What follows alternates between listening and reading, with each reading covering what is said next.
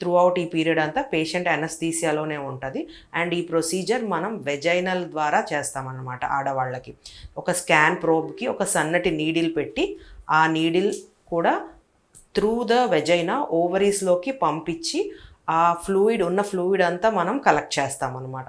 ఆ కలెక్ట్ చేసిన ఫ్లూయిడ్ని మనం ఎంబ్రియాలజిస్ట్కి హ్యాండ్ ఓవర్ చేస్తాము.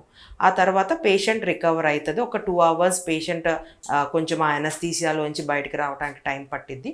తర్వాత మనం ఎమ్మటే డిశ్చార్జ్ చేసేస్తాం పేషెంట్కి. మ్యాక్సిమం ఆ 1 day పేషెంట్ కొద్దిగా రెస్ట్ తీసుకుంటే బెటర్ అనమాట.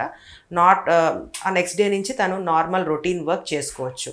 కానీ కొంతమంది పేషెంట్స్కి కొంచెం ఎక్కువగా కొంతమంది పేషెంట్స్ అంటే ఎక్కువగా ఎగ్స్ ఉన్న పేషెంట్స్కి వాళ్ళకి ఎక్కువ బరువులు ఎత్తకపోవటము అట్లాంటి కొంచెం ఎక్కువగా ఎక్స్ట్రా అండ్ కంటిన్యూస్గా బెడ్ రెస్ట్ కాకుండా కొంచెం అటు ఇటు తిరుగుతూ ఉండండి, హై ప్రోటీన్ డైట్ ఇవన్నీ ప్రిస్క్రైబ్ చేస్తాం. And at the same time water intake కూడా అట్లీస్ట్ ఒక 2 to 3 liters ఆఫ్ వాటర్ తీసుకోండి.